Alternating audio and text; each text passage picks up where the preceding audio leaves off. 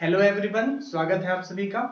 आज vector algebra का second lecture ये है और आज हम लोग स्केलर प्रोडक्ट के बाद से कुछ प्रॉब्लम्स डिस्कस करेंगे और हो सकता है कि वेक्टर प्रोडक्ट यानी क्रॉस प्रोडक्ट भी हम लोग शुरू कर दें।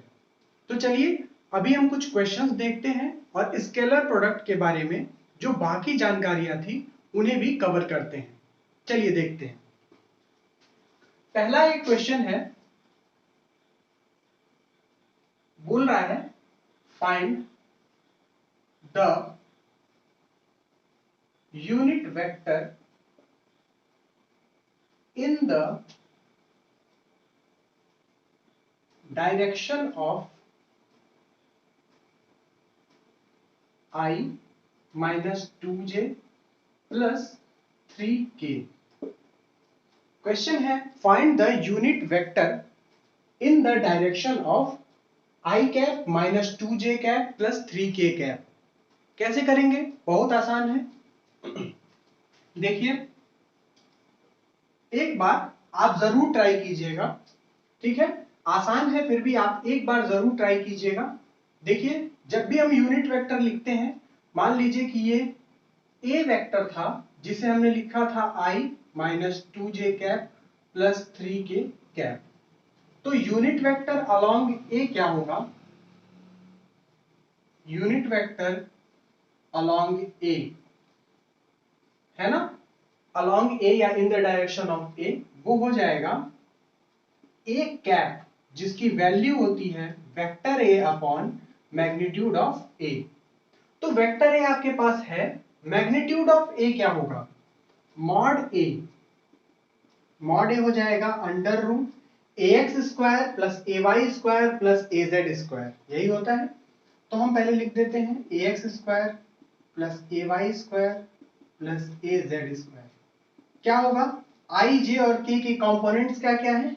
एक कंपोनेंट है 1 का स्क्वायर प्लस माइनस 2 का स्क्वायर प्लस 3 का स्क्वायर, ठीक है? इसे सॉल्व करेंगे तो आएगा 1 प्लस 4 प्लस 9 यानी अंडर रूट 14 यूनिट। कोई यूनिट होगी। तो यूनिट वेक्टर अलोंग ए क्या होगा? ए कैप क्या होगा? ए कैप होगा vector a upon magnitude of a यानी 1 अपॉन अंडर रूट 40। वेक्टर लिख देंगे i minus 2j plus 3k। बहुत ही आसान क्वेश्चन से शुरुआत हुई है। चलिए अब हम लोग एक दूसरा क्वेश्चन देखते हैं। क्वेश्चन है, इसे नोट डाउन करते चलिएगा, वीडियो पॉज करके नोट करते चलिएगा। क्वेश्चन कह रहा है कि if vector a plus vector b plus vector c is equals to 0, then find the angle between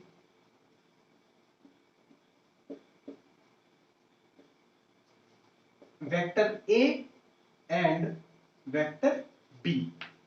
अगर a b c तीन वेक्टर ऐसे हैं जिनका सम करने पर, ये अलजेब्राइक सम नहीं है, वेक्टर सम है ना? तो vector a plus vector b plus vector c करने पर 0 हो जाता है, तो a और b के बीच का एंगल पूछ रहा है। जो तरीका हम a b के लिए लगाएंगे वही तरीका अगर b और c या c और a कोई भी कॉम्बिनेशन पूछता तो आप उसके लिए लगा सकते हैं, ठीक है? चलिए देखते हैं इसका सॉल्यूशन। देखिएगा, लिखा है vector a plus b plus c is equals to 0। इसको आप ऐसे लिख सकते हैं a plus b is equals to minus c vector, ठीक है? अब आप क्या कीजिए, a प्लस b इसी इक्वेशन में फिर से मल्टीप्लीकेशन कर देना है, ठीक है? गौर से देखिएगा, आप इधर भी a प्लस b से मल्टीप्लाई कर दीजिए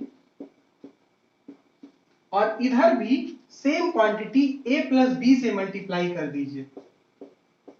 लेकिन a plus b is equals to minus c है, यानी आप क्या कर सकते हैं, इधर माइनस c से मल्टीप्लाई कर सकते हैं इनटू माइनस c वेक्टर। ठीक है। और ये मल्टीप्लीकेशन कैसा है, ये मल्टीप्लीकेशन डॉट प्रोडक्ट है, ठीक है, डॉट प्रोडक्ट। ठीक, वेक्टर्स में दो ही प्रोडक्ट हैं, पहला है स्केलर प्रोडक्ट, दूसरा है वेक्टर प्रोडक्ट। जब दो वेक्टर्स का मल्टीप्लाई करना होगा तो या तो आप स्केलर प्रोडक्ट के थ्रू मल्टीप्लाई करेंगे या फिर वेक्टर प्रोडक्ट के थ्रू करेंगे। ठीक है, तो आप जानते हैं डॉट प्रोडक्ट डिस्ट्रीब्यूटिव प्रॉपर्टी को होल्ड करता है। बहुत आसान, वो सारी प्रॉपर्टीज जो कि आपका नॉर्मल प्रोडक्ट करता है या नॉर्मल अलजेब्रा में आप पढ़ते हैं, most of the properties scalar product adopt कर लेता है। ठीक है, तो देखिए ए डॉट ए, तो vector a dot vector a क्या होगा, देखिएगा जरा, vector a dot vector a plus vector a dot vector b plus vector b dot vector a plus vector b dot vector b is equals to minus minus plus हो जाएगा और ये vector c dot vector c होगा। ठीक है, अब आप कोई एक रिजल्ट दिखाते हैं, मान लीजिए ए डॉट ए है, तो आप क्या हो जाएगा, ए डॉट ए हुआ तो मॉड ए इंटू कॉस, दोनों के बीच का एंगल ए वेक्टर, उसी के पैरेलल एक और वेक्टर है ए वेक्टर, दोनों के बीच का एंगल 0, तो कॉस 0 डिग्री 1 हो जाएगा, और मॉड ए इंटू मॉड ए का स्क्वायर हो जाएगा, तो ए डॉट ए की वैल्यू आपकी सीधे आप लिखेंगे ए स्क्वायर। ठीक है, तो इसी फॉर्मूले का हम इसी रिजल्ट का यूज करते हैं, ये हो जाएगा a square plus a dot b, a dot b को आप लिख सकते हैं ए बी कॉस थीटा, जहां थीटा क्या होगा, ए और बी के बीच का एंगल होगा। ठीक है, ये भी बी डॉट ए है, इसको क्या लिखेंगे, बी ए कॉस थीटा, जो कि बराबर होगा ए बी कॉस थीटा के, तो ये 2 टाइम्स हो जाएगा। ठीक है, प्लस बी डॉट बी क्या हो जाएगा, b square is equals to c square. ठीक, अब देखिए कॉस थीटा वाला टर्म आ गया है, आपको ए और बी के बीच का एंगल चाहिए था, तो आपने वो एंगल इसमें इंट्रोड्यूस कर लिया है। ठीक है, अब देखिए ये रिजल्ट आ जाएगा आपका 2ab cos theta is equals to c square minus a square minus b square, और 2ab, आप 2ab को यहां डिनोमिनेटर में लेते आएंगे तो आ जाएगा cos theta is equals to c square minus a square minus b square upon 2ab, ये आपका एंगल आ जाएगा ए और बी के बीच का एंगल। ठीक है, आप theta is equals to cos inverse के फॉर्म में भी लिख सकते हैं।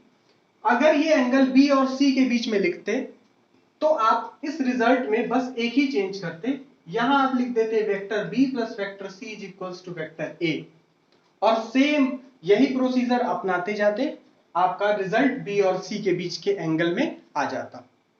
ठीक है, तो आप नोट कीजिए, उसके बाद हम लोग कुछ और क्वेश्चंस देखते हैं। चलिए, हमारा नेक्स्ट क्वेश्चन है, बहुत ही अच्छा क्वेश्चन है, इसे ध्यान से देखिएगा। कह रहा है कि if a is equals to I plus 2j plus 3k and b is equals to 2I plus 4j minus 5k represents adjacent sides of a parallelogram,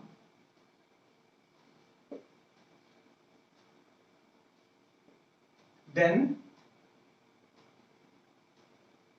find unit vectors along the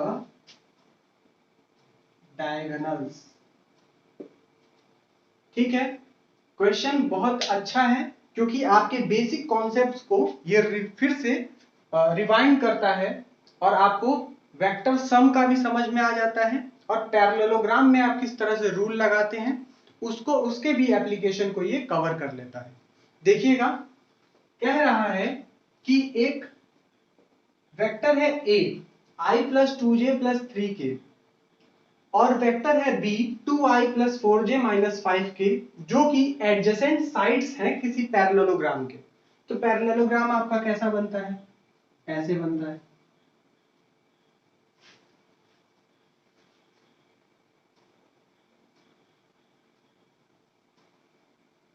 अब देखिए इसके adjacent sides कौन कौन से हैं। मान लीजिए ये पॉइंट ए है, ये बी है, ऐसे रख देते हैं, पी क्यू आर एस रख देते हैं, पी क्यू आर एस। तो एडजेसेंट साइड्स क्या हैं, पी क्यू पी एस या पी क्यू पी आर।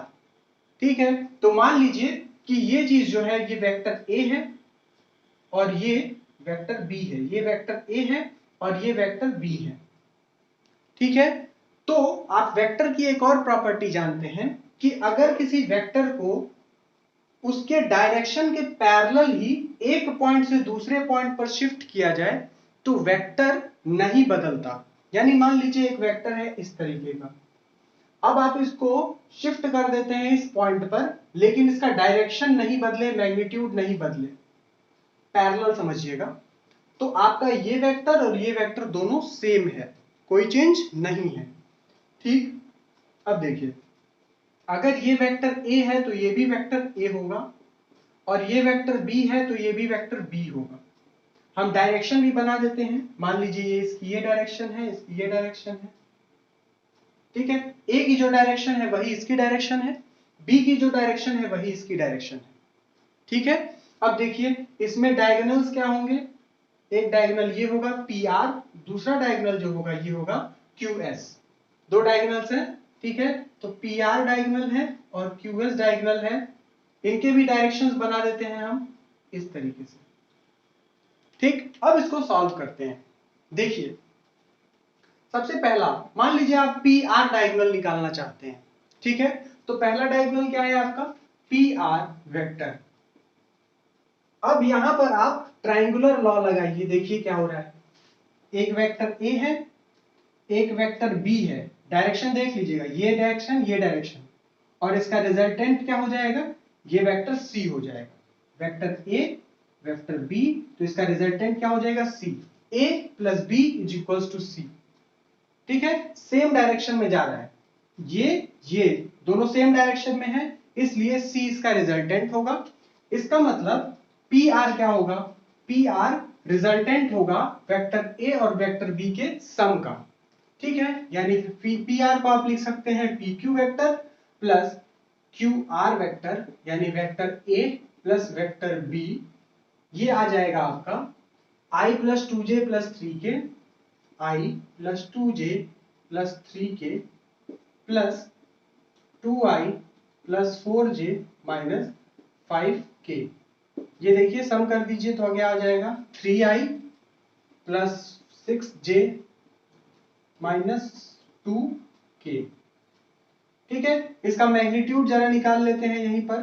तो पी आर का मैग्नीट्यूड जो आपका आ जाएगा अंडर रूट 3 का स्क्वायर 9 प्लस 6 36 प्लस 4। ठीक है, ये देखिए आ रहा है 7, है ना, 36 प्लस 4 49 यानी 7 यूनिट। तो unit vector along P R क्या हो जाएगा, पी आर कैप, वो जो हो जाएगा उसको आप क्या लिखेंगे, vector p r upon magnitude of p r आ जाएगा 1/7 3i plus 6j minus 2k। ठीक है, ऐसे आपका निकल जाएगा। ठीक, अब देखिए दूसरा क्या है आपका पी क्यू एस पी, ये वाला ट्राइंगल है। ठीक है, अब आपको यहां पे क्यू एस निकालना है, पर कहानी थोड़ी बदल गई है। देखिए ये है आपका पी क्यू, इसका डायरेक्शन है ये, क्यू एस का डायरेक्शन है ये और पी एस का डायरेक्शन है ये।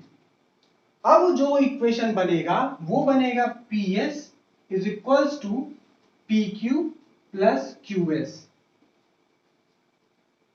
ठीक है ना, P Q plus Q S. ठीक, तो अभी आप अगर आपको क्यू एस निकालना है तो आप क्या लिखेंगे, Q S is equals to P S minus P Q.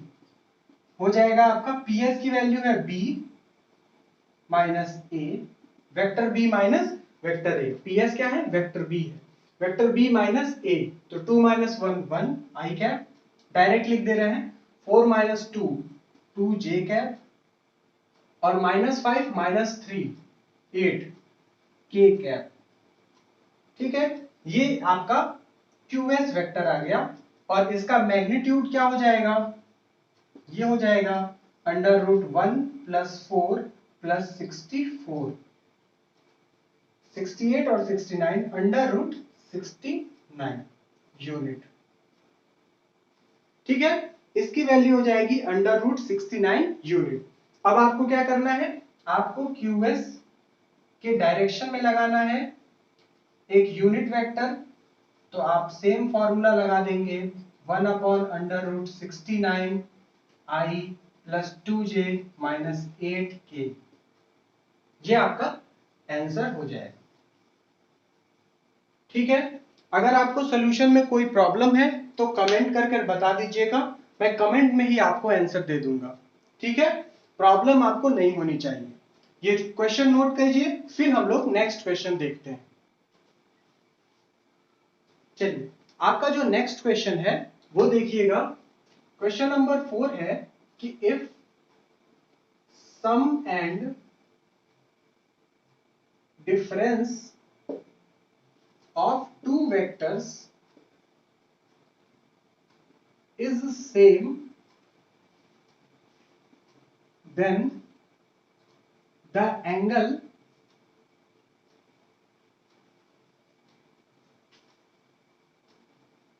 between the vectors will be। ठीक है, क्वेश्चन है आपका कि अगर दो आप वेक्टर्स लेते हैं और उनका सम और डिफरेंस सेम हो जाता है, अगर दो वेक्टर्स आप लेते हैं उनको एक बार जोड़िए और उनका डिफरेंस लीजिए, दोनों केसेस में सेम वेक्टर मिलता है, तो उनके बीच एंगल क्या होगा। ठीक है, तो मान लेते हैं कि let vectors be A and B। तो क्वेश्चन क्या कह रहा है, क्वेश्चन कह रहा है then according to question A + B = A - B। ठीक है, अब क्या करते हैं, इधर A + B से मल्टीप्लाई कर देते हैं, इधर भी A + B से मल्टीप्लाई कर देते हैं, लेकिन A + B A - B के बराबर है, इसलिए इधर A + B से इधर A - B से मल्टीप्लाई कर देते हैं, तो आ जाएगा A + B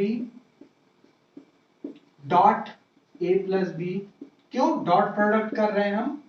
ठीक है, A - B dot A - B। ठीक है, देखिए क्या आएगा, A डॉट A आएगा A², A डॉट B आएगा B डॉट A आएगा 2A डॉट B और B डॉट B आएगा B²। ठीक है, तो अब हम डायरेक्ट लिखते हैं, क्यों, क्योंकि आपने एक बार इसे कर लिया है। ठीक है, = आएगा ये A² + B² - 2A dot B। ठीक है, आप इसे कीजिएगा, आप आसान है, कोई बड़ी बात नहीं है।